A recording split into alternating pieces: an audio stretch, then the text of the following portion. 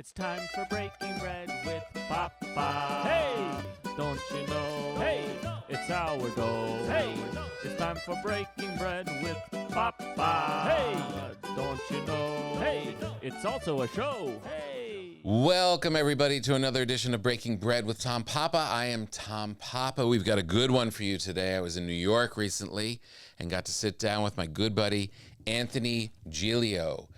Great sommelier, a great friend, a good wine and food critic, a journalist, all-around good guy, and we get deep about wine, food, the new season, and Italian fashion, which, as you know, I am quite the fashion plate.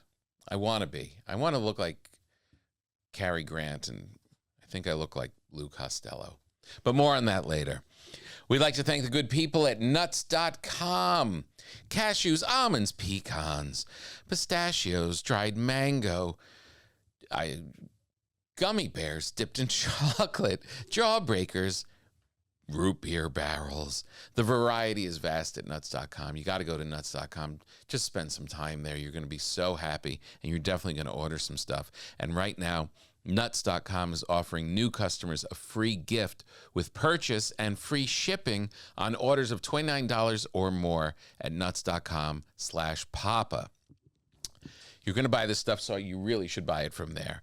So go check out all the delicious options at nuts.com/papa. You'll receive a free gift and free shipping when you spend $29 or more. That's nuts.com/papa. P-A-P-A. So it was a nice little stop in New York City. I got to go in. I was doing the live Come to Papa show that we do pretty much once a month at the Village Underground at the Comedy Cellar. And we had a great time, a great show. Always nice to dip in right when the seasons are starting to change. Always good to get a little crispness in the air that you know that autumn is coming into New York. I have such a fondness for that season in that city.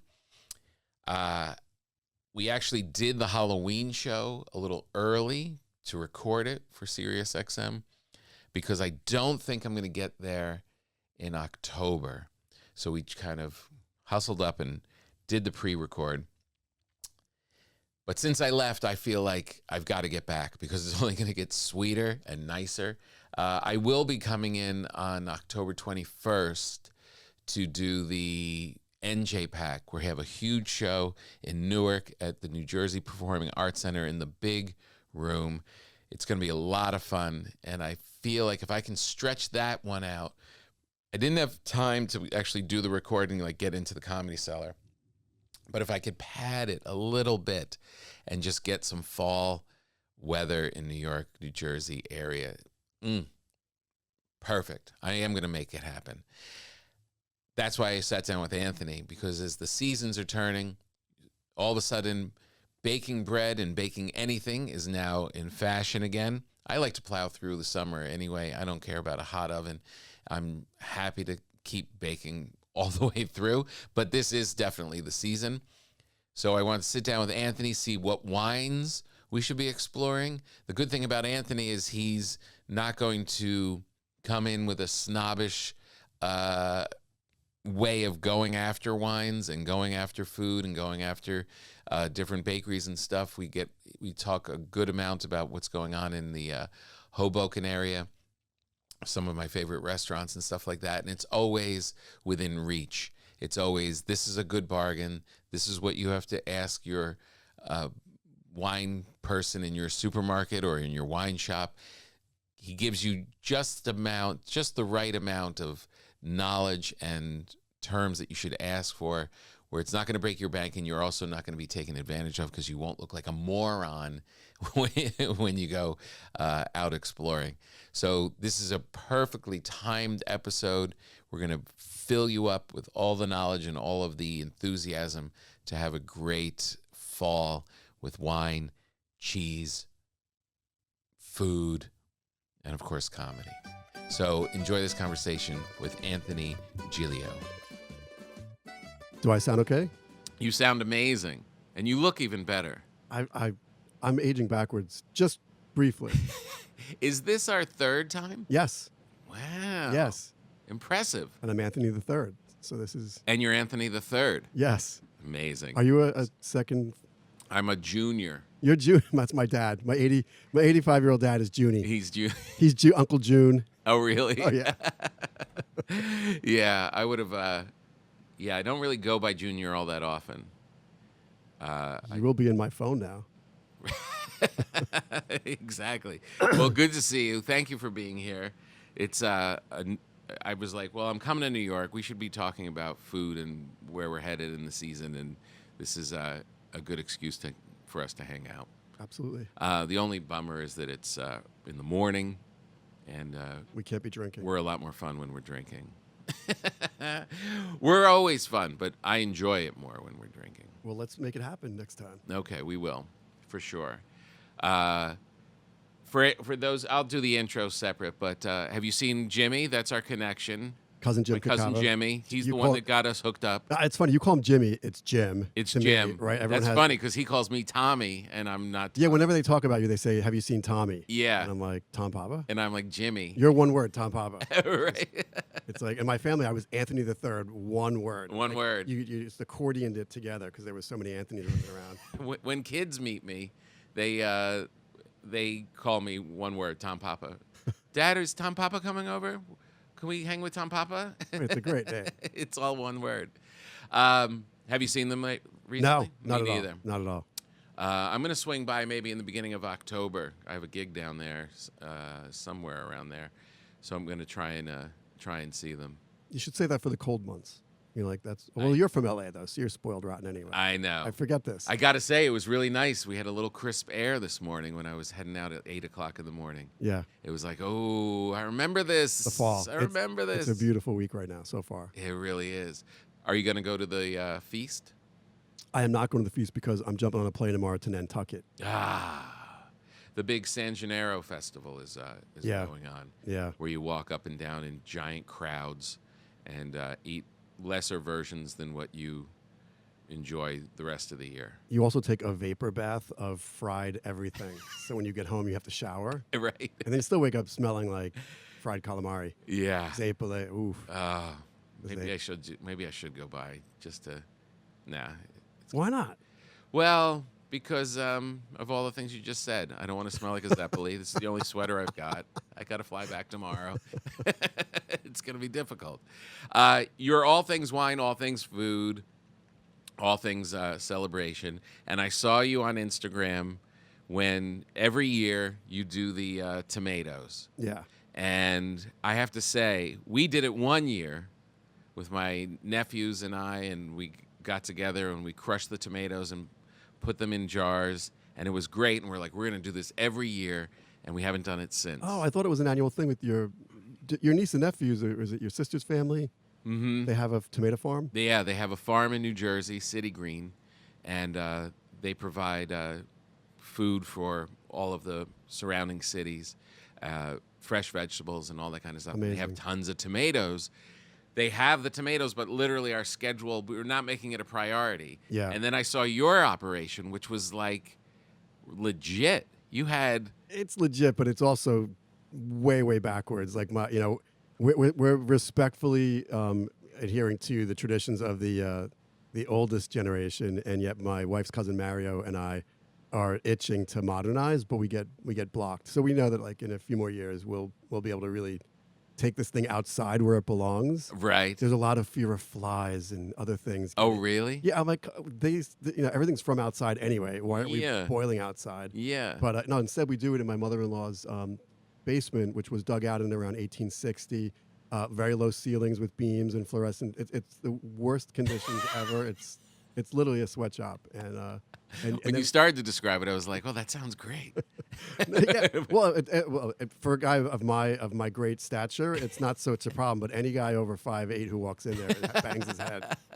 But yeah, we have it all down. But you had the big grinder. Oh yeah, we have a massive machine we bought from Italy via some company in Brooklyn, and it's probably the second one we've had in the last 25 years. So they last long. Right. And yeah, we make a lot. Like we bought 19 bushels just for the two families to split. There's only two families splitting this year. There's usually three, but cousins went rogue. Right. But yeah, and that's 45-pound bushels times 19. It's a lot. I can't do math that fast, but Jeez. it's a lot of tomatoes. Yeah. Took about 3 days to get it all mushed. all jarred and reboiled and cooled to then put down in the cantina. Jeez.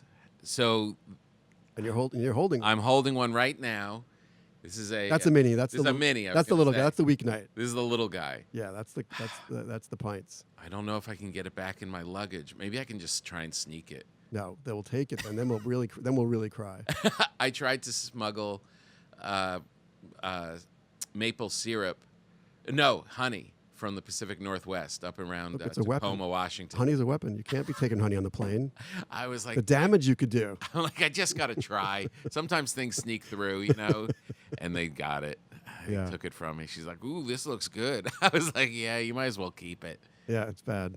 Bad. This is so good. So vintage 2023 in the books. I didn't post a lot this year, and I'm really remiss. I've been running too hard. About Yeah, I usually post like a ton of photos. I have have such to great say, footage, and I yeah. didn't do it yet. Is it too late? I mean, No, it's not too Can late. I call it throwback or whatever? Or Yeah, just do it. No one knows. You create your own reality online.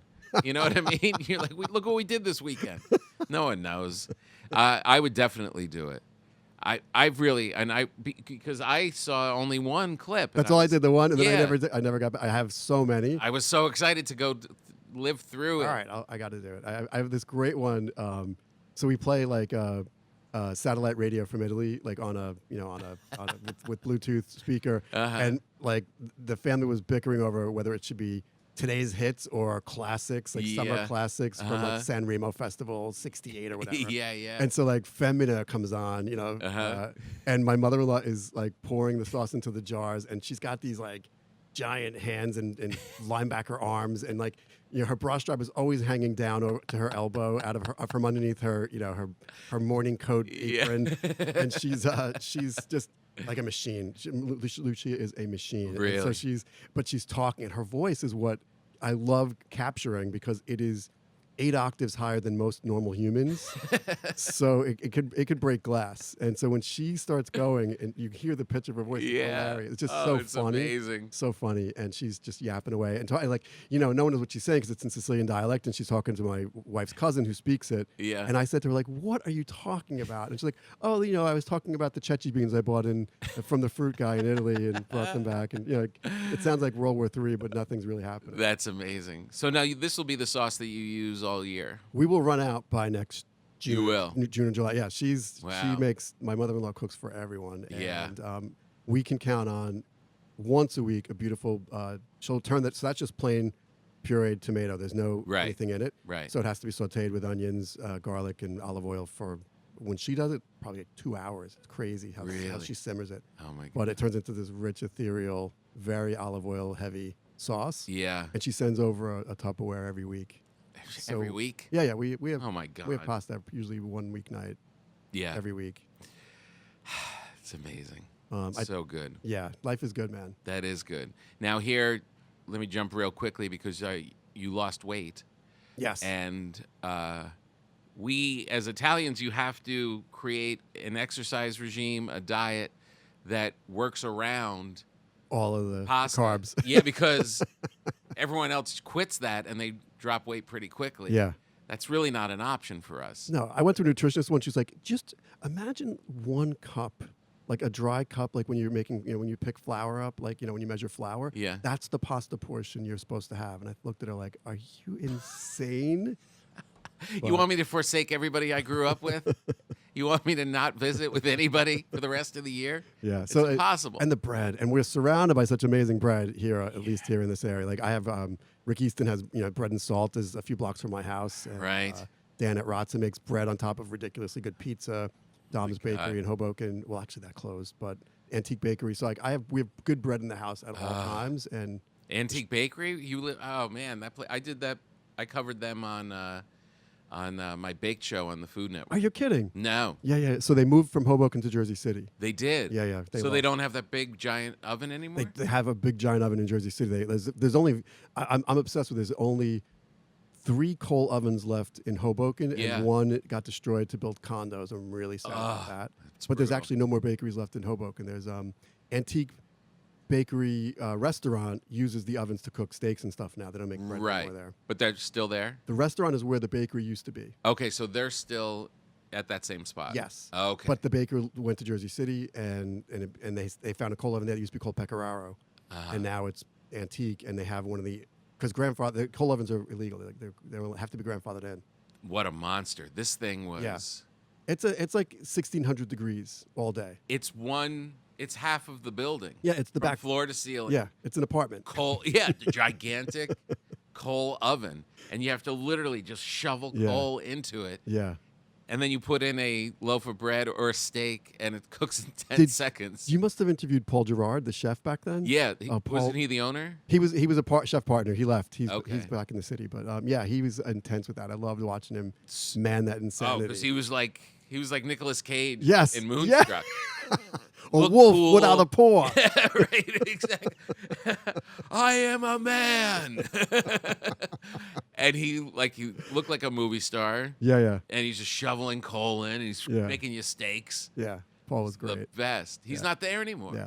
No. Ah. So that's that's the confusion. Sorry about that. Antique Bakery was just a bakery until they moved to Jersey City, and the guys who took it over turned it into a restaurant and figured out a way to use the insanely hot oven. Right. Everything turns to ash in there. Like I literally, you just open the door and hold things outside of it, and it cooks. Insane. Yeah. It's so hot. Yeah. They literally it's a little window about chest height. Yeah. And you just throw shit in there, and it cooks immediately. If not explodes. Paul told me that steaks were literally exploding because of the moisture. Like before they figured out how to tame it. Man. Oh, so he's not. So who runs it now? I don't know. Oh. Not sure. Where'd he go? Is he still in food? He was doing a lot of private chef stuff, and he's working on a TV pilot. He's trying to. Yeah. I know he was friends with Bourdain, and they sort of have the same energy. Totally. So he's trying to get something off the ground, like yeah. travel, eat, pray, love. Oh, he was a something cool like guy, that. and he had a cool kid. They Frankie. the show. Yeah. Yeah, and his daughter too. She's down in New Orleans now. And that place, when it was the bakery originally, was where Sinatra would get his sticks. Yes, exactly right. Exactly right. Have you been to Leo's Grandezvous in Hoboken? No. So Leo's is the corner of Grand and Second. So they wink, wink, call it Grandezvous, Grand Street. But Leo was a childhood friend, and when Sinatra died, there was helicopters over Leo's base. Like every news outlet was there. Really? And talking to Leo, who could barely see over his, pink Formica bar because he was so short back then. But I asked him once this was back in the 90s, about his childhood with his relationship with Sinatra, and the Sinatra thing. He was someone pelted him with a tomato at a Hoboken parade in the 1950s, and he said, "I'll never come back to this turlet again." Like one of those, something like that. So he officially renounced Hoboken entirely. Really? Yeah. And then the Kitty Kelly book didn't help, talking about his mother, the abortionist, and all these kinds of things that was all just making a madder and madder about Hoboken, Right? Because people spoke to her Right. about his business. So, But anyway, I said to Leo, I was like, so he never comes back? And he's like, well, of course he comes back. But he calls me and he says, Leo, empty the joint.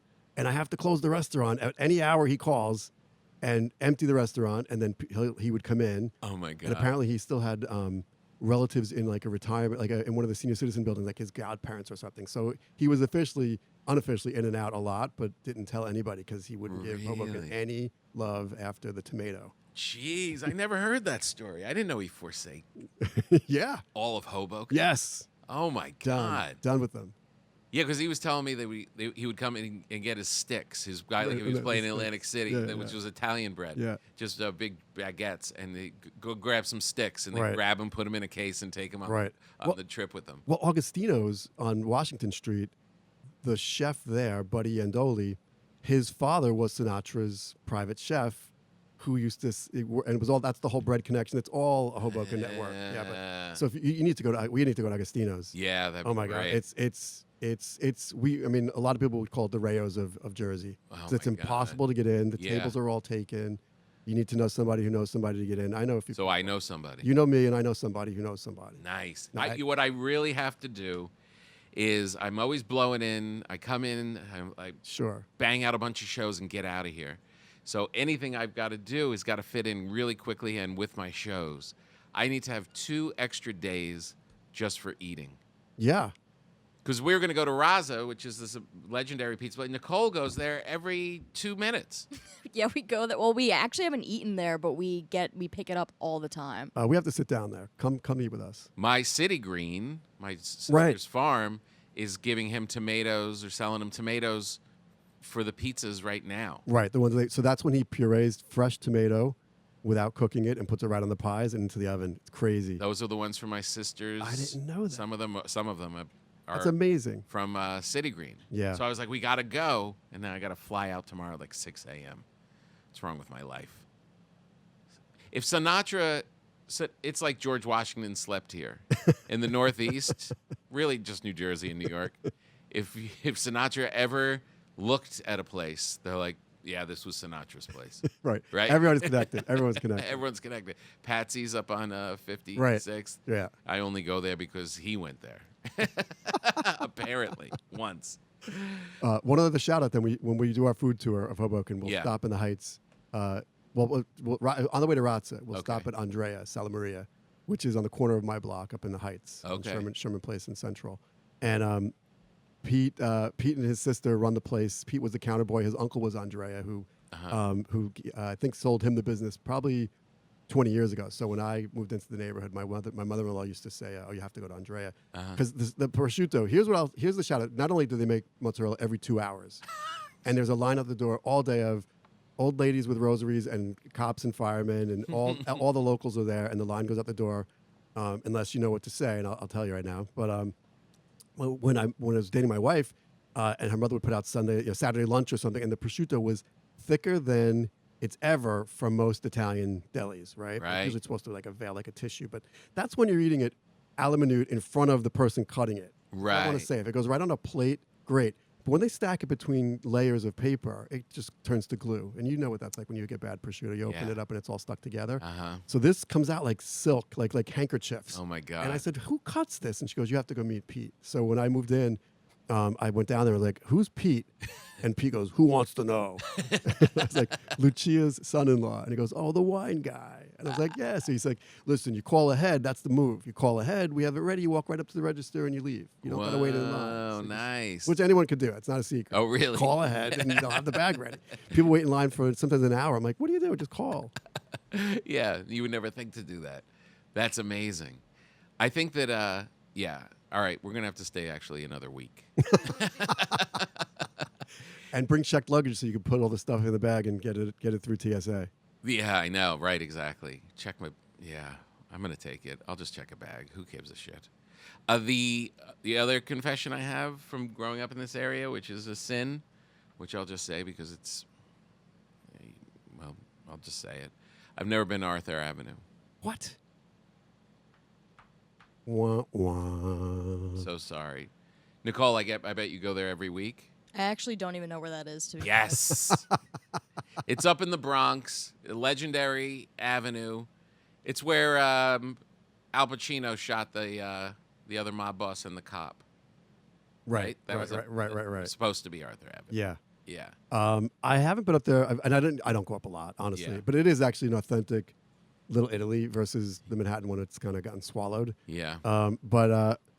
Yeah, I mean the seafood. It's crazy the things you can get up there. The prices are. I wonder where is this stuff? Is this really prosciutto department? Because how could it be $12.99 a pound when in Andrea it's $22.99 a pound? But I'll say that to Pete. He's like, you get what you pay for, Anthony. You get what you pay for. Like the plumber in Moonstruck. Right. There's copper and there's everything else. So you get what you pay for. Yeah, I got to go up there too. It's I almost feel like I'm going to lose my Italian hood if I don't go. All right, we'll go there first. We have to work our way south, All and then we work our way down to Razza. All roads lead to Razza. Yeah, then we'll end up at Razza. So, back to the weight thing. Oh yes. So you dropped all this weight. How are you doing it while eating and drinking like this? Running my ass off. Can I say ass on? You can say whatever you want. I got back into running. I what's crazy is last summer I was training for a half marathon, the first ever, and I worked really hard, but I didn't lose a lot of weight. But I was really in good shape to run, and I ran the half marathon, and felt amazing. but I immediately fell off my horse. Like that was it. Like, okay, I'm done with it. Let's eat. It's fall, and I got to get back to work. Yeah. And I started traveling for work and all this, and I put a lot of weight on. I'm like a bear in the wind. As soon as my body senses a chill, Yeah. start hoarding the honey and the fat and the butter. Yeah. And so that's my normal. It's like my roller coaster every year. Yep. So it's always like I look at pictures, I'm like, oh, that must have been fall. Oh, that must have been. Oh, that's spring. I'm starting to shed the coat, Yeah. shed my winter coat. I had that this morning. I came out of the hotel. It was a little hint of fall. I got a big croissant and I shoved it in my face. So two things I did. One was my buddy Anthony told me that he was intermittent fasting, and I thought, oh, I see, I get served on Instagram constantly. Yeah. And so I gave it a shot, and I'm completely broken from breakfast. So I know, but that's kind of I know that awful. I know that they say that's the way to get the day going. Yeah. Well, everything's working fine. All you know what I mean? Like I just have black coffee, a lot of water with lemon when I wake up, and all systems are Yeah. go. Yeah. And I don't even think about it. But come like 12:1, Yeah. I'm like, I need to eat something. But I don't feel nothing. At No, all. I don't. You don't really need breakfast. But I eat late. I eat later than you're recommended to eat anyway, because we're like Mediterraneans. We eat minimum 8 o'clock at night. So dinner could end at 9:30 sometimes, and then I go right to bed at 10:30. Like it's bad. Yeah, that's Whatever I'm great. doing it's all personal. Yeah, It's totally. it's totally subjective. This works for your yeah. my ridiculous awful body, and so it works. But the running, Yeah. it's the running. So I finally got. I found excuses. I went to my orthopedist who did my ACL 10 years ago, and I was like, these knees, they're really holding me back. And he was like, I shouldn't run, right? you know what he Just said? tell me I And shouldn't. he goes, first of all, if you're here to talk knee replacement, I'll see you in 20 years. That's the first thing I'm going to tell you. Second, Whoa. your knees are cranky, lose some weight.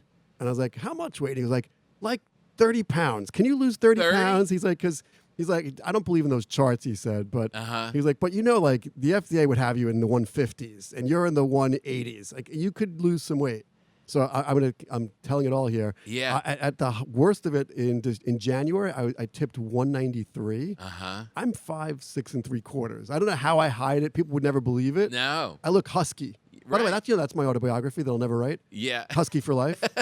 Husky. Do you remember the husky size? I remember husky. I was husky as a kid. I had to go to Sears for my Yeah. school uniforms That's and right. go to the husky And you go section. to the husky section. Yeah, back Me when too. shaming was allowed. Back Yeah. when weight shaming was allowed. But Come on, fatso.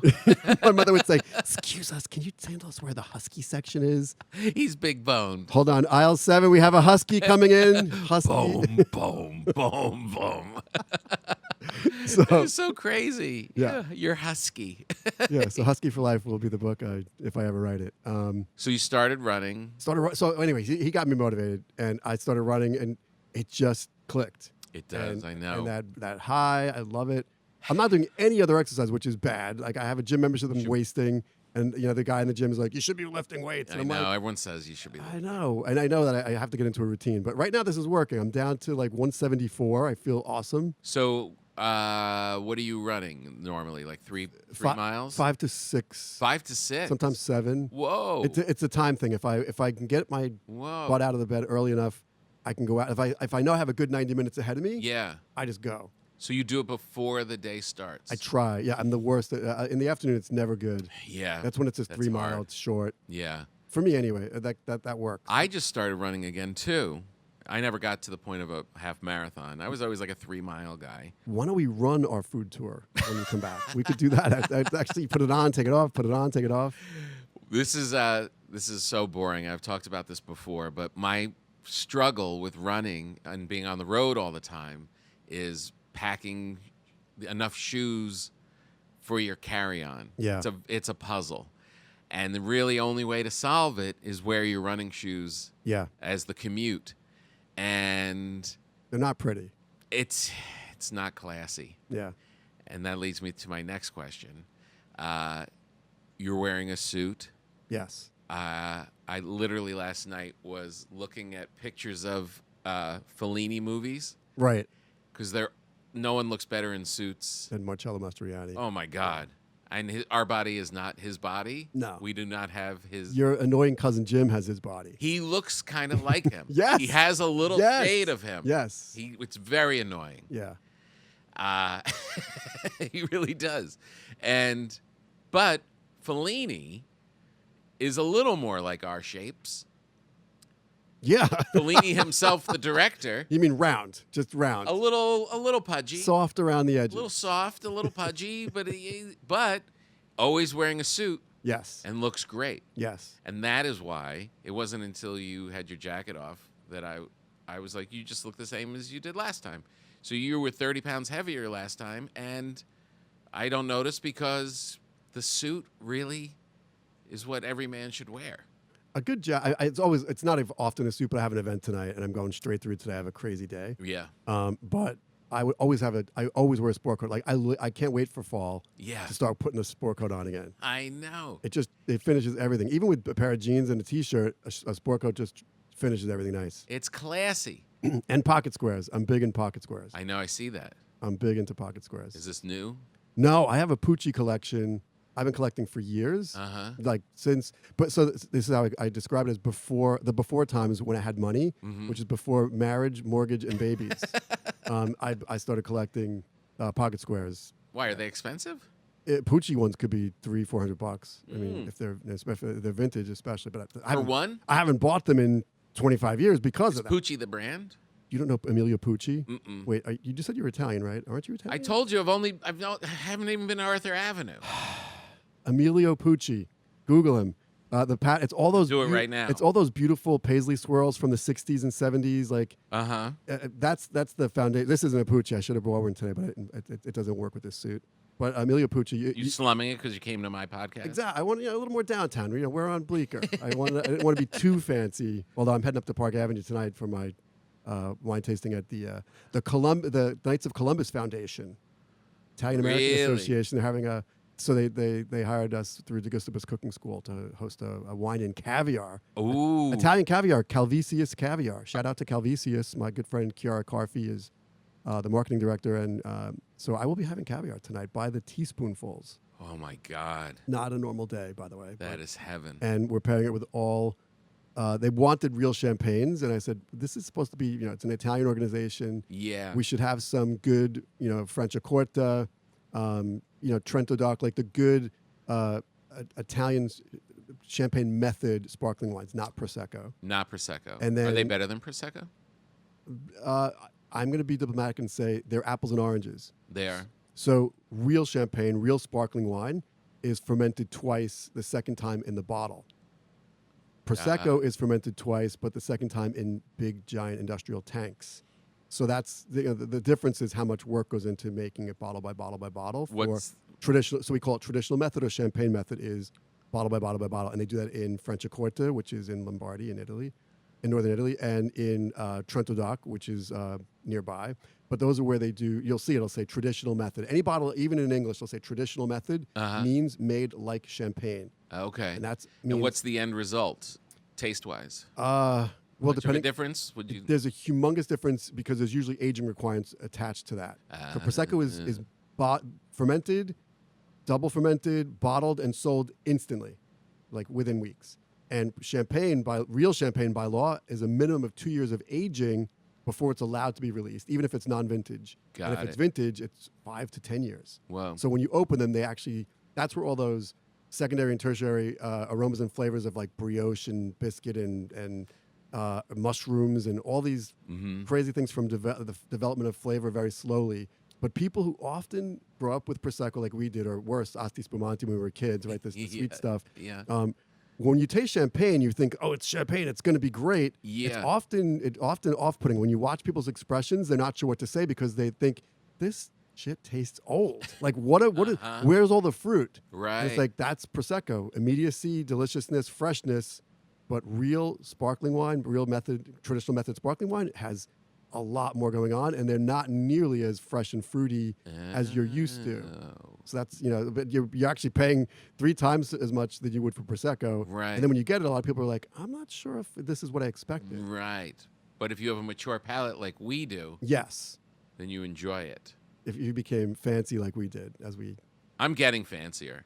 I have to go. I'm choosing one or two ways. I either go into my kids are gone.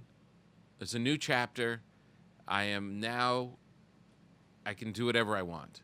Okay. I'm either going comic books and video games and Converse, or I'm going the world of Fellini and your friend Poochie.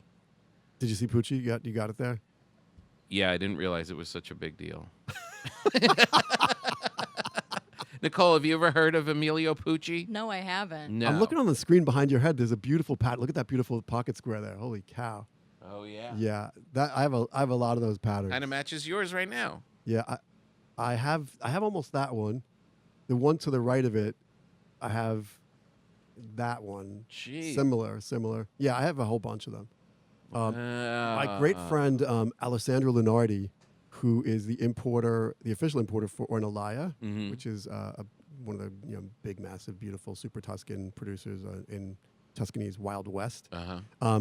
He and his wife Elizabeth have a Pucci collection because she used to work in Florence at Pucci. Oh, geez. And she said that they used to let her have the remnants they were throwing away. Whoa. And so they have like framed Pucci, beach towels on the wall, like made of silk, Jeez. like tapestries Oh my of God. Pucci. So And it was primary. Did they do other fashions like suits and dresses and stuff, or was it just pocket squares? no, it probably started as like an Hermes kind of those big Scarves. giant scarves and Yeah. things like that. But they make everything. You could buy shoes, but yeah. But for me, it's just about the pocket squares. Look at that one right That behind you, looks the good. big one. You see that big one there? It's beautiful. Gorgeous. Yeah. All right, now we know what you want for your birthday. Thank you. And me, February 20th. When's yours? November 10th. It's coming. I know. Oh crap. Yeah. I was just in Italy. I could have looked. Son of a bitch. Is that where you have to get them? They're not No, here? of course, but it always feels better when you buy it there. It feels like you Yeah. got something that's not available here. Yeah, you get something on your little trip. But I also believe they probably hold back. Like, this is only for the local clientele. Like, this is what I tell myself. It's like, I hate what globalization has done I know. to my shopping trips in Italy. I used to buy things like you couldn't get Brooklyn bubblegum. Remember Brooklyn? There's an Italian bubblegum brand called Brooklyn. Uh-huh. That, I used to bring it back, and it was a big deal to give it to my Yeah. friends. Like, look what I brought back for my friends in Brooklyn. Now that you could buy it at, any bodega here. It sucks. It does suck. I know. We were in Paris this spring, and Yeah, there wasn't no La Durée. You used to only be able to get those Yeah. fantastic, the macaroons. macarons. Only at La Durée near the Madeleine, and that was like it. Yeah, You that waited was it. online. And now my daughter gets them in Beverly Hills. Yeah, you can get them everywhere. Yeah. By the way, Calcedonia. I used to have a crazy collection of Italian socks, and by the way, I'm still sock free for another few weeks. Uh-huh. But once you have to start putting the socks on, Yeah. I'm the old man who puts them right up to the knee because I don't like. I them, like that I too. don't like them falling. I like that too. I don't like when a guy sits down and you could see his leg hair peeking out The between the worst. sock and the The pant, worst. the pant leg. So I pull them way up high, and I have all these crazy patterns. There used to be an Italian chain called Calcedonia, Uh-huh. and their underwear sister store was Intimissimi, which you'll find on Fifth Avenue now. They're in the mall at Short Hills. They're everywhere. But jeez I used to Louise. bring people back. I gave Stanley Tucci a pair one year. You did? I had a meeting with him. We were trying to do a wine show that never got off the ground, and then when he got the food show, he forgot that he knew me. So it's okay, Stanley. I forgive you. But Come on, Stanley. he loved my socks during the meeting. He's like, look at those socks, and I'm like, Calcedonia, and they weren't here yet. This was 15 years ago, probably. And I gave him a pair of Calcedonia socks when that was special. Now it's over. He's very stylish too. Yeah. I was at a weekend thing, and he was there, and everyone's just kind of like casual. And he every step of those weekends, if it was like showing up at the pool, showing up at the cocktail, going to dinner, the morning breakfast, different outfit every single. The difference is that he has someone there holding the jacket up for him and buttoning his shirt. It's like he has a footman Dresser. like Downton Abbey. Like they button him right up to the neck. A valet. Dust him off at the valet. Right. By the way, Tucci's on the Today Show this morning talking about his new cookware line. Oh my God. He's got a cookware line now. Jeez. And he's all in. It's beautiful. Like I was like, I wasn't even. It was in the background, and I was like, "What do these stupid pots look like?" And then I'm like, "Oh my God, they're beautiful! Like they've like copper handles." And Yeah. he said when I forgot. Oh God, this is me blowing the opportunity for a collab here. The company is Green Something that makes the pans, and but he said they have to be made in Italy. That's if you want a partner, it has to be made in Italy. And then he said, and I have very specific thoughts on the shapes and sizes Interesting. and handles and all of it, and they're gorgeous. He had a moment when the election went fascist. in Italy, Yeah. right? And he was like, I guess I'm not doing my show from there anymore. I guess that stopped. Yeah, you know what? So I've been in Italy a ridiculous amount of time. I'm making up Yeah. for the 3 years we lost. I've spent over 30 days there this year. Oh my God. And so like I'm watching, and I try to watch Italian news. I speak Italian enough to get from A to B easily, but the news is fast. Yeah. But I just leave it on as background, like I do the Today Show today. It's in the background. Uh-huh. But so when Maloney comes on, I pay attention to her every word. I want to see what she's up to. And this is not what we came to talk about, but like Yeah. I had a lot of fear when she came into office, and then like what you'll hear from every Italian that I spoke to when I was there was like, our government is so broken. There are so many checks in place. This is all, by the way, our doing after the war. We set them up with like a regime so stacked with pitfalls that like really nothing could happen. Like meaning she can't get anything really done, anything horrendous because of the checks that are in place from all the other 1,000 parties who have a hand in the government. So it just doesn't work. So like you might like what she has to say, and she certainly and she certainly has a very great speaking voice and authoritative, and the first woman to groundbreaking, all this kind of stuff. And her policies resonate with especially the South, where they're all mad about immigration and things like that. But she really can't do a lot of damage, which I think. But the reverse of that is. If a great politician comes in, he really can't get a lot done either. Right. So it's sort of like it's stasis there. Yeah, just stays in. Everyone just complains. Right. It doesn't matter who's in charge. Everyone just complains and nothing gets done. Which They just want you to pick up the garbage. Yeah. It's really pick up the garbage. pick up the garbage and maybe help us with health care a little bit.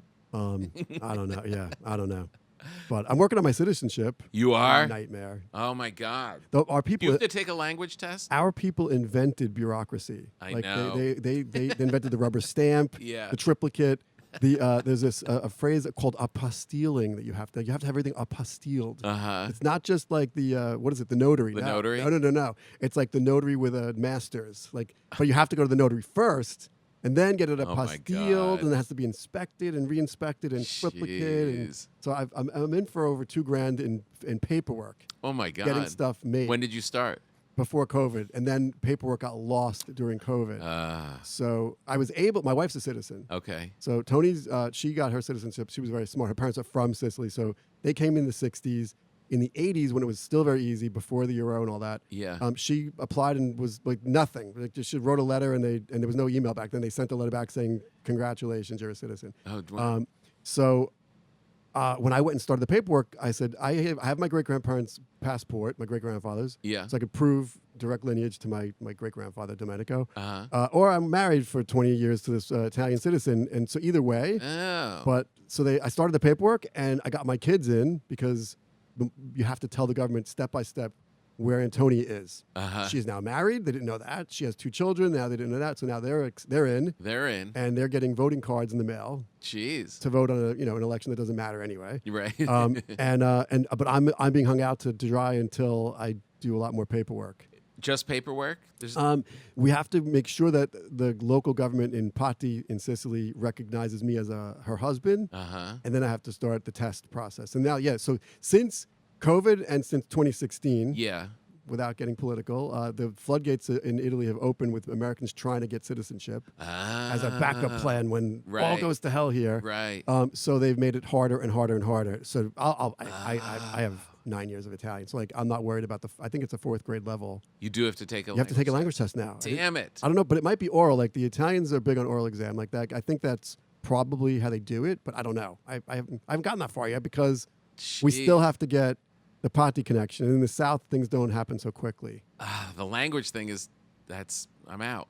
Well, start doing Duolingo. I have friends doing it. They love it. Yeah, I started doing it. I started doing a little bit of it. What was it? Mangiaro. Do you want something to eat? Mangiare is the infinitive. Right. So mangio, I eat. I eat. Mangi, you Mangi. eat. Tom manja, he's Che eating. cosa? Che cosa? Che cosa? Che cos'è? Che cose? Che cosa is what is, and then che cos'è, and what is it? Yeah. Che cos'è? Che cose mangiare? You have to like channel your inner grandmother. Like che cos'è? Che cose mangiare? Like, what the F are you doing? Che cosa mangiare? What are you eating? What are you eating? Che cosa mangiare? All right, I can take the test. You got it. You're done. You're done. Damn, because when I first started looking into it 15 years ago, there was no language test. Yeah. There wasn't one until 2016. Jeez. All hell broke loose. All the Americans looking for an escape route. Yes. Jeez Louise. Yeah, so I'm anybody out there listening who could help me? Please help me. Please help. I need a guy. Yeah. Who knows a guy in Sicily who could get the paperwork done. Or in Rome. Oh, Frankly, man. everything goes through Rome. So you're going around and it's time and we're kind of cuddling up and you're going inside and you need to restock the pantry and you need a mix of good stuff, a mix of fun stuff, some stuff that maybe isn't the healthiest but is always delicious in the right quantities, a whole bunch of really great snacks that you can just grab on the go. You need all of these things. Why not go to nuts.com and plan it all out and get it all shipped at once? Why not spend some time on their great website and find all the foods that you love and order them up rather than going into the supermarket, into your bodegas, buying them piecemeal, and you don't even know what you're getting, and sometimes they're going to be covered in salt and they're not exactly what you want. Go to nuts.com. I promise you, you're eating the stuff already. You want this stuff already. You're going about your life and getting it. Go to nuts.com, spend some time, and it'll just up the level of everything that you're getting in a very affordable way right to your door.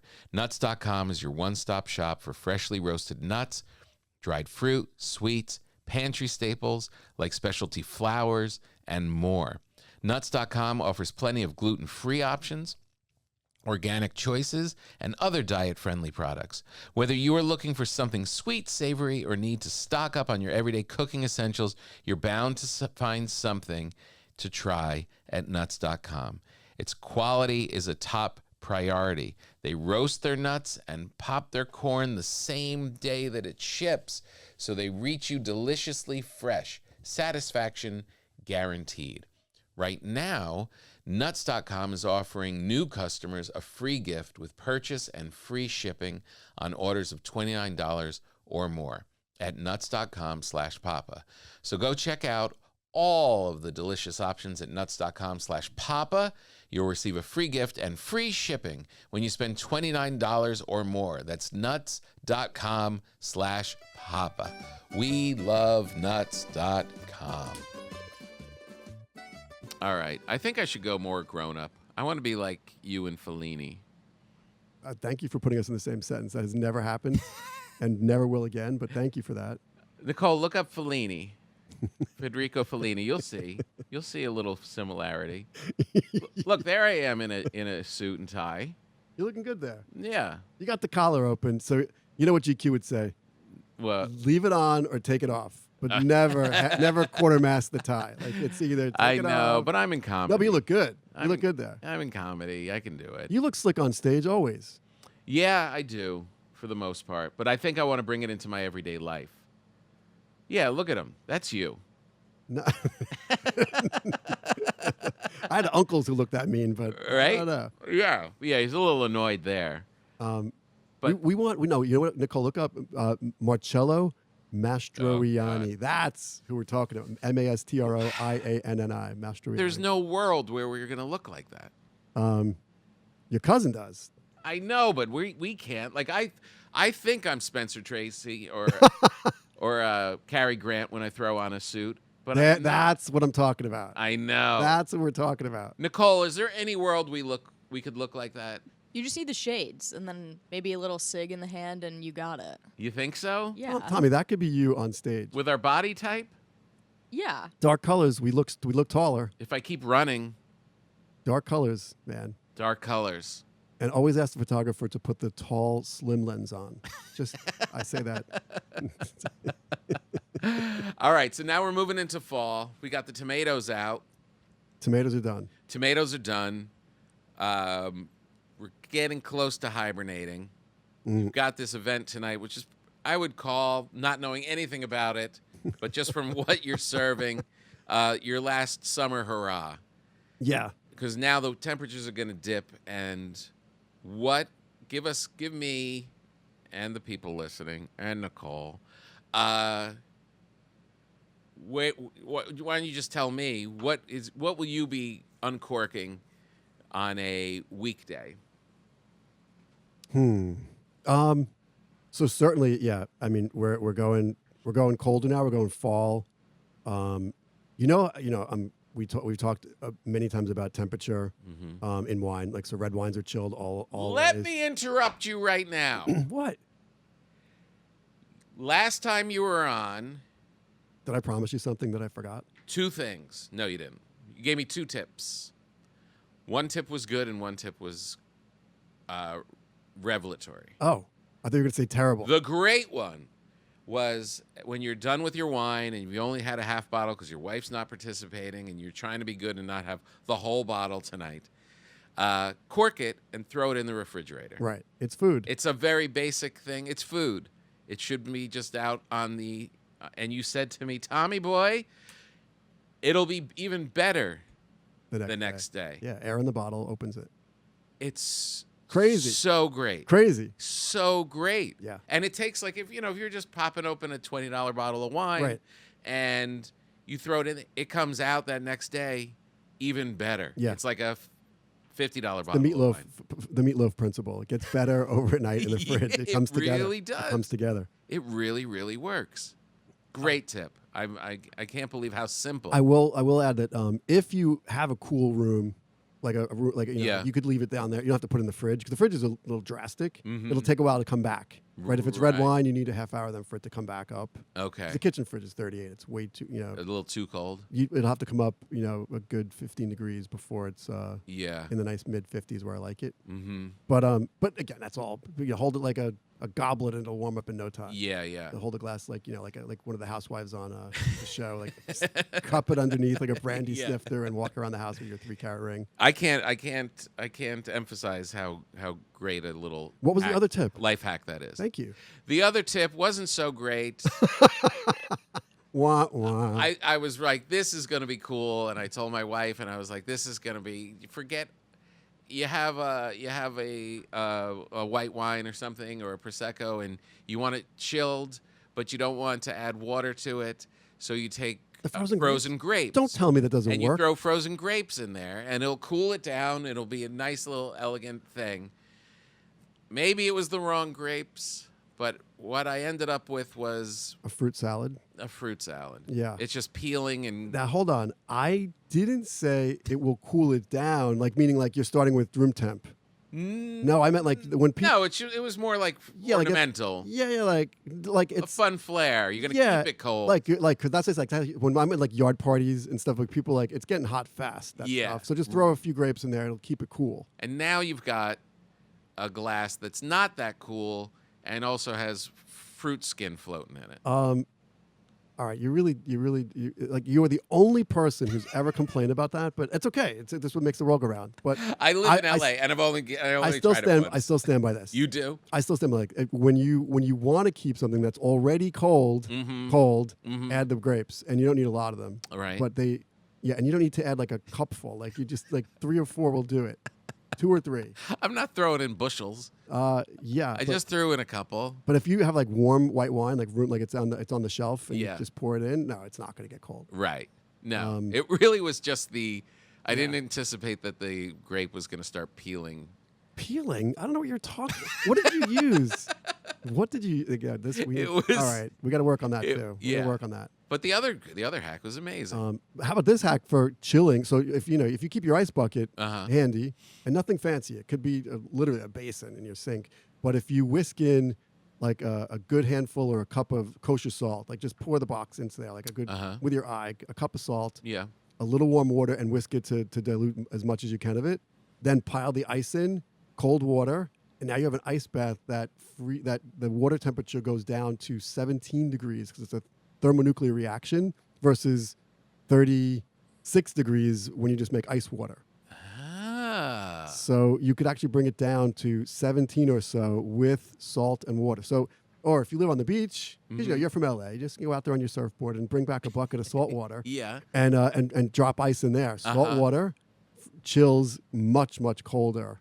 So you could chill anything in minutes. Ah. Minutes. And then just stick your wine bottle in that. Yeah, right. So fill it with ice, then cold water halfway up. Right. And dunk that bottle in up to its shoulders. It will be cold in minutes versus like 10 minutes or so, 12 minutes. This is why I love you.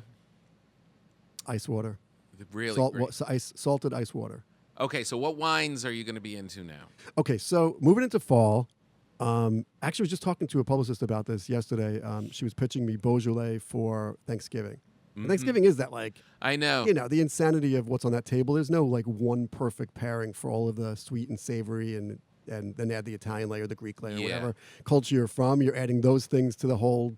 The turkey's the afterthought, right? Right. For most of us, at least, except for really boring TV, like American families who like just have the turkey. Yeah. We start with pasti and then pasta and then sides Absolutely. and meatballs and Yeah. the turkey's like at 7 p.m. and it's tomorrow's sandwiches for the next 3 days. Totally. It's anything that's going to be good to eat. You just throw it out there. Because this is good, too. It doesn't make sense that it's all at once, but I'll throw it all out. Beaujolais that's a good one because not expensive. Right.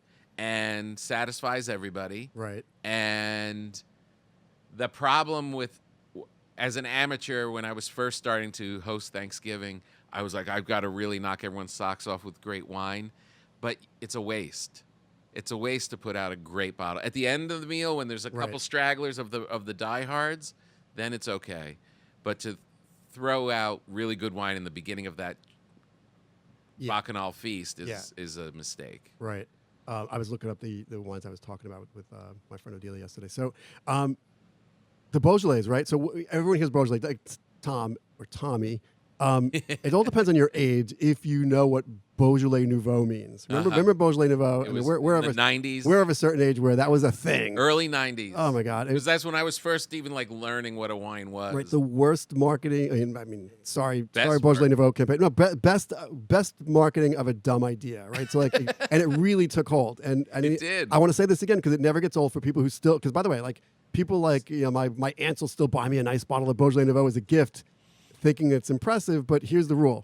So Beaujolais Nouveau is the celebration of the harvest. Right. It's the third Thursday of November every year without fail. In France, it's practically a national holiday, and somebody imported it and brought it here and turned it into a thing here where like the New York Times would have full page ads like Le Beaujolais est arrivé and like turned it into this big Hallmark holiday, and Americans all went gaga for Beaujolais Nouveau.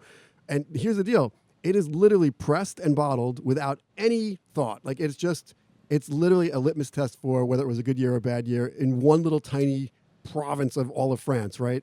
Southern Burgundy, Beaujolais. So, but it was just, it's just a harvest festival. Like, let's celebrate another great year. And in Paris, like literally the next day, the third Friday of Paris, the third Friday of November in Paris, nobody goes to work until noon because they're all hungover from like New Year's Eve the night before. It's just a party. Right. But the rule in Beaujolais and in France is if you have Beaujolais Nouveau, that was released on the third Thursday of November. If you still have bottles at New Year's Eve, make vinaigrette. Like there is nothing redeemable about that wine. It is a party wine. It's gulp, and down it goes, and it's gone. Do not contemplate it. Don't pour it into good stemware and wave it in the air and try to impress your friends with legs. This is all ridiculous. But it is a fun, just drinkable. Beaujolais Nouveau is fun in the moment at a pizza party, but literally the next day we are not talking about it anymore. Right. So like it's kind of silly. Like it's be done with real Beaujolais. We call it the cruise. Right. They come out in spring of every year, and it doesn't matter. Like, but that's when the cruise. There's 10 cruise. Right. And like the famous ones that you might. So here's the worst part of Beaujolais marketing is the bottles never say Beaujolais. Unless Beaujolais Nouveau or Beaujolais Village, which is the general like from all over. The umbrella term, but the 10 crews only use the crew names. So Morgan, Brouilly, Julianas, Moulin à Vent, and that's the thing. So here's the advice: there's one takeaway, go to a wine shop and say, "Do you have any good Beaujolais?" They know exactly what you mean. It doesn't mean Nouveau ever. Right. Or if you could say cru, any of the good crus. Right. Okay. I've written this piece a million times where they always put the headline, the cool crew. Right. And and in the press release, my friend sent me, it's in there too, because everyone just uses the cool crew. Like it's 10 villages. They're the really good Beaujolais. And here's where they are on the spectrum of taste. So in red wine, and this is a very general spectrum, but for most Americans who understand anything about wine, or what they like or even know. Everyone knows Pinot Noir.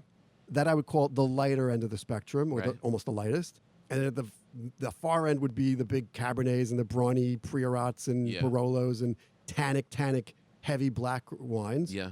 And then in the middle is the juicy middle, which I call the juicy middle. That's the Rhone, the Grenache Syrahs, the GSMs, the Grenache Syrahs, Mourvedres. They're in the middle of tannin, so they're both fruity and tannic, but not crazy tannic like Cabernet, and not as light as and garnet as Pinot Noir. Beaujolais is one click lighter. Lighter than Pinot Noir. Than Pinot. So Gamay is the grape. And it's grown all around. You can find California Gamays too. They're beautiful. I'm thinking of Clos de Gilroy from Bonnie Doon. So you have beautiful Gamay grapes from Beaujolais, from the cruise. They are beautiful, chillable, gulpable, and the prices are going up. I used to say, and they're under 20 now. Like the ones that my friend sent me yesterday are $50 to $60. So of course, I help ruin the party by promoting this stuff, and then it gets expensive. But she sent me these two that she actually shipping them to me. Domaine Mont Bessay, Bessay, and there's two labels. One is called Ambessay, and it's from Julianas. So Julianas is one of the 10 village crews, and the other one is Domaine Mont Bessay, Le Vieux Bourg, the old village. Moulin Avant. Moulin Avant is hyphenated, and it means windmill. Okay. Moulin Avant. And Moulin Avant is the top crew, I'd say the fullest of all of the Beaujolais bodies. Brie down the other end is the lightest. And Moulin Avants are almost Pinot Noir. You would think they're Pinot Noir if you're blind tasting them. They just taste like beautiful. And are they drinkable right away? Right away. Right. Yeah, they're you don't have to hold on to these. Okay. And you drink them. And so that's always on my Thanksgiving table, along with great Riesling in a few different levels of sweetness, because Riesling could be bone dry and super sweet. And most Americans hear the word Riesling, or they see that tall, thin bottle and they see sweet. I know. I wanted to get a Riesling the other night, and because what was I making? I was making fish, and I wanted to have a Riesling, and I was just in my supermarket, so I was just kind of like, get what you can. I had no frame of reference, so I just kind of grabbed something that was moderately priced, and it was so sweet. It was too sweet. Yeah, not good. Yeah, it wasn't good. Because I know Rieslings, people go nuts over them. Right. The joke in my world is, how do you spell sommelier? Riesling, because we're always trying to get you to buy it. Yeah. Here's what's why? Because it's so misunderstood, and it's one of the most adaptable wines to pair with everything, because it's made in every single style, from tooth-achingly bone dry to tooth-achingly sweet. Oh, okay. And so we could pair it with everything. Right. Everything from oysters to blue cheese at the end, or foie gras, all those things in the middle. And in Germany, where they hyper-obsess about Riesling, the greatest Riesling on the planet, they're in no way helping themselves with the language on the bottle. Mm-hmm. So it's always worth it to go to a store and say, I'd like a dry Riesling, a bone dry Riesling, medium dry, off-dry. And I'm going to talk about off-dry real quick. Why? Off-dry is actually one of the most adaptable to drink, especially with spicy foods, with every culture's takeout, right? So my daughter, by the way, Sophia, she's out in LA with you. She goes to LMU. Shout out to LMU. And she and her roommates, I set them up in their apartment last year. They had a Whole Foods. They were in Playa Vista. Mm-hmm. And I took them to Whole Foods, and I'm saying, okay, so they were like, can you buy us some wine for the room? And I'm like, of course. And I find Kung Fu Girl Riesling. Do you know Kung Fu Girl? No. What? No. Well, I've ruined it, because now Whole Foods stopped selling it, because I think they wiped them out of the entire stock of what was available in Los Angeles. But Kung Fu Girl Riesling, it used to be, I think, $12 or $14.99 a bottle. It's a screw cap. Kung Fu Girl, it's this beautiful, slightly off dry Riesling. So it is perfect for Washington State. It's from what's his name, Smith. Who makes K Syrah. They're all cheekily named wines, like K with that would make me nervous if I walked in and didn't know the recommendation. When the name is a little too cutesy. Right, and it's got like a very Asian, the Asian label with a woman in pose, I think, or something like that, or some definitely Asian letters on it. But yeah, Kung Fu Girl Riesling is spectacular, and it's gulpable juice, and it goes with all your spicy food. So here's a rule of thumb to take away from this the Riesling conversation. To pair with heat, meaning spice, not temperature, to pair with heat, slightly sweet. Okay. So that's when you need to say in a wine shop, do you have anything slightly sweet, Right. or as the geeks would say, off dry. That's how we uh-huh. hide that we're drinking sweet. We say something off dry. Yeah. You have to put. You don't want to be you have to fix a your. rube. You have to fix your cravat when you say that. You have to something a little off dry, please. So Yeah. off dry in the terminology of wine, off dry means just a little bit of residual sugar in there, and it's. And by the way, when you go to like a cocktail party in Italy or France, like aperitivo they'll call it, like or aperitif, they always serve off dry sparkling wine. And we are terrified. Americans are terrified of pouring anything sweet because we think it harkens back to our Riuniti on ice. That's a nice Chardonnays days, right? and well, they would, Kendall Jackson admittedly was slightly sweet, Yeah. and that's how they hooked Americans off of super sweet Yeah. to slightly sweet, and then up the ladder. Kendall Jackson now has like one of the most Jackson family vineyards. It's the most spectacular portfolios on the planet with like really expensive, beautiful Super Tuscans and Bordeaux's, and they make wine all over the planet using different family names or different vineyard names or producer names, but it's not Kendall Jackson anymore. But Kendall Jackson was big. Sweet Chardonnay. I'm like, by the way, that sweet Chardonnay birthed an entire nation of wine drinkers who moved up the ladder into something drier and better and better and better. You've got to go. I do have to go, and I hate that I have to go. I know, because we could do this for hours. Well, that's why you keep coming back. We're gonna be when the weather starts getting a little cooler around my birthday. I always think a little heavier. I start to go away from the Pinot Noirs. And from our Pinots, we move to the Rhone. Yeah. So we're going to move into those GSMs, the sweet spot in the middle. Mm-hmm. So I'm going to say for fall, like I'm going into, like, think about Cassoulet season is coming. Yeah. Chateauneuf de Pape. Yeah. Right? Or Gigondas or Vaqueras, like all the beautiful Rhones, even Côte de Rhone. Even simple Côte de Rhones are so hiding in plain sight. Right. They're under 20. They still are under 20. You can get a beautiful Gigal Côte de Rhone for under $20. And while you're at the supermarket getting that, look for the Côte de Rhone Blanc, which nobody buys. And now I hope I'm causing a stampede here. Côte de Rhone Blanc is a blend of all those juicy, delicious white grapes that once you taste it, you're like, oh my God, I love this. It's Marsanne, Roussanne, Viognier. Okay. And they are like, if you can't quit Chardonnay, this is how you quit Chardonnay. Okay. Like it's medium to full body, beautiful, and you love them. So Côte de Rhone Blanc, Côte de Rhone Rouge. Or from California, by the way, the GSMs, Grenache, Syrah, Mourvedre, from Central Coast. Anything that's GSM means Grenache, Syrah. That's the Rhone. That's the Rhone, Rhone in California or in the New World. All right. Or Washington State for the greatest Syrahs ever. Beautiful. I'm going to buy all these wines, some pocket squares, and your birthday's coming, so you're going to get some too. And I'll book a time where we can come here and eat. Yes. Yeah, for sure. Please. You're the best. No, Thank you you are. so much. No, you are. I know. All right, we got it, Nicole. So there's the show, everybody. I hope you had a good time. Anthony is great. Makes me want to wear better suits with maybe a pocket square. Man, it's really the thing about life. You just have to have a little bit of knowledge and plan it out and practice it. Just be a little more thoughtful in what you wear, what you drink, what you eat. You just enjoy life a little bit more. Thank you to Anthony. Go to tompapa.com. We're all in this together, so Make Some Room is available there. All my specials are available. And, of course, my tour. And in just a few short weeks, we're going to Torrington, Connecticut, NJPAC in New Jersey. We have a bunch of shows coming up.